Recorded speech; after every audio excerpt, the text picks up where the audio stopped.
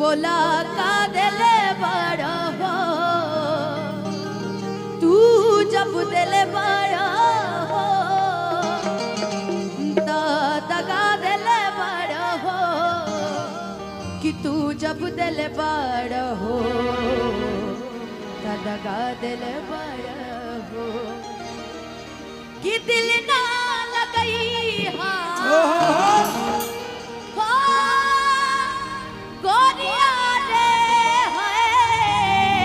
अभी उनके मैनेजर जैसे भैया को पता चला और बता देते डी शार्प लगा दीजिए भैया। हाँ और एक बात और बता दूं दिल ना लगाई हो वो गाना मेरा भी फेवरेट है। मैं ही नहीं आशु भैया भी इनका वो रिकॉर्डिंग डाउनलोड करके और हम लोग गाड़ी में सुने बहुत अच्छा तो वहाँ पे चल के गाते ताकि भैया के लिए गा सके। ऐसे भैया को नहीं देख पा रहा है ना। आइए चलिए थोड़ा सा आप लोग हल्का हल्का गाना पीछे हल्का हल्का। वो गाना रियलिटी कल्लू जी ने तारीफ की थी, सच में मुझे बहुत खुशी हुआ। आशु बाबा ने भी, और आज मुझे पता चला कि भैया देखिए जो अच्छा हो आज के समय में आप अच्छे को अच्छे बोलिए, यही सच्चाई। लोग अच्छा क्या अच्छा बोलते नहीं क्या डीले खोल के रखिएगा इसका। हेलो हेलो इसका हो हमरा प्यार के बदला में बोला का दिल बड़ा हो तू जब दिल बड़ा हो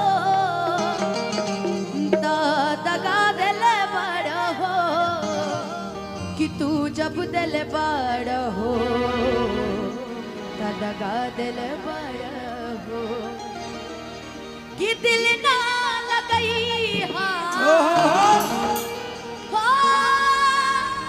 गोरिया रे है जगदम्बा भैया कि दिल ना लगई हाँ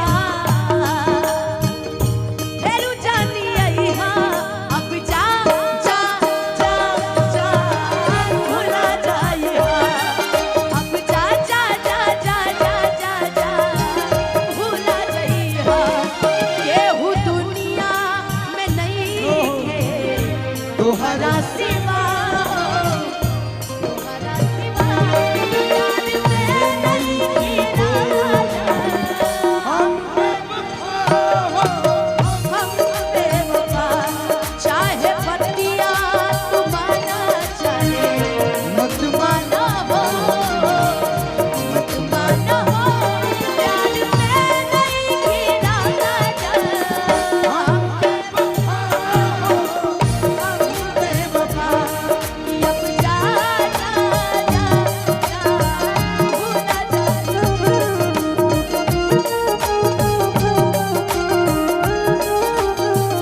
और भैया के लिए कहना है, आनंद भैया के लिए मुझे पता है सबसे फेवरेट लाइन यही होगी। हो हमरा प्यार के बदला में बोला का दिल बड़ा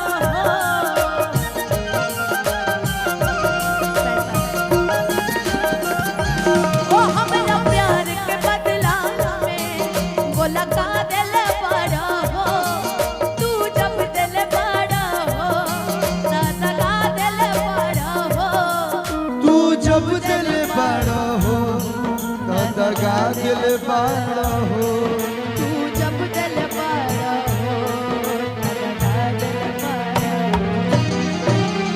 याद बात आई हाँ क्या हो तो याद है याद बात आई हाँ दिल से बिसरई हाँ अब जा जा जा जा भूला जाए अब जा जा जा जा भूला में यारा यारा तेरी अनाम माना एक बात कहूं बोलिए ना एक बात कहूं धीरे धीरे धीरे भैया जगदम्बा भैया हम दोनों ने एल्बम में बहुत सारा गीत गाया है, साथ में परफॉर्म भी किया है, आगे पीछे यहाँ के गा के निकल गई। मैंने स्पेशली आपको इसी गीत के लिए भैया ने बोला ये प्रोग्राम आपका है, ये जितना हम लोग केवल अपना टीम लेके आते हैं। भैया ने बोला साउंड लाइट ये सब कुछ हमको कुछ नहीं चाहिए, सब आपको देखना है। और बहुत बहुत धन्यवाद महेश भाई, गुड्डू चाचा जो आप लोगों ने बहुत अच्छा किया। स्पेशली यही गीत के लिए सुनने के लिए कान तरस रहे थे। ये मेरा वाकई बहुत मेरा फेवरेट सॉन्ग है।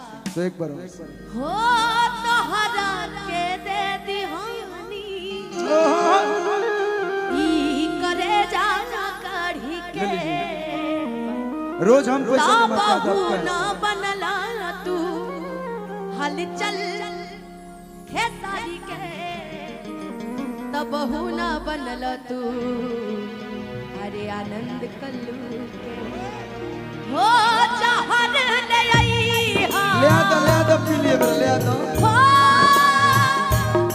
गोरिया गोरिया गोरिया जहर ले आई हमके पियई अब जा जा जा जा भूला जाई अब जा जा जा जा भूला जाई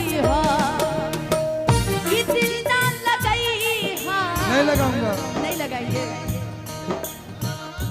चलो बहुत बहुत धन्यवाद।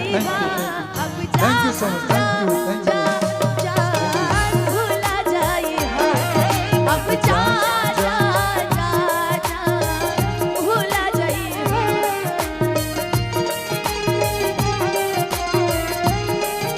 चले मंच को थोड़ा सा चले। Thank you so much. और मंच को अब थोड़ा सा हल्का सा, हाँ ये आप लोग का कार्यक्रम है। आप लोग अपना कार्यक्रम समझ के मंच को थोड़ा सा खाली कर दीजिए। हाँ थैंक यू।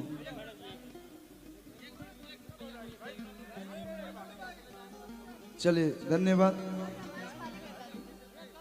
ये अच्छा नहीं लग रहा है, थोड़ा सा प्लीज समझिए बात को। बाद में आज घरे आके फोटो खिंचवा लीजिएगा घरे के बाद में। चलिए थैंक यू। चलिए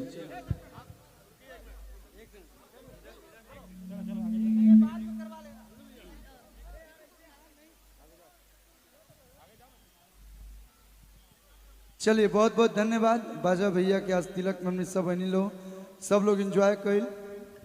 भैया आप लोग नीचे चलिए, ये कौन सी बात है? चलिए आप, मतलब इतना देर एंजॉय किया उसके बाद मंच पे रहना चाह रहे हैं? चलो नीचे। अबे चलो नीचे, चलो सब नीचे चलो।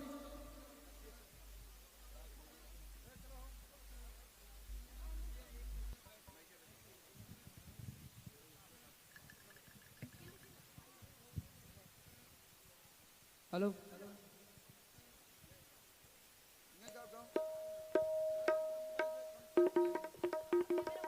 सब लोग फोटो ले ले, हम एगो फोटो ले ली। हाँ गाओ भाई, एक तुम फलानवा के बेटी वाला। देखिए भैया जब घर के बात होला तो सब लोग घर के बाद सब लोग गावता, सब लोग गाएंगे। छोटा भाई है, बहुत कम लोग हैं जिसको मैं छोटा भाई बोलता हूँ, और छोटा भाई का फर्ज भी निभाते हो। अच्छे से रहो, ठीक है? एकदम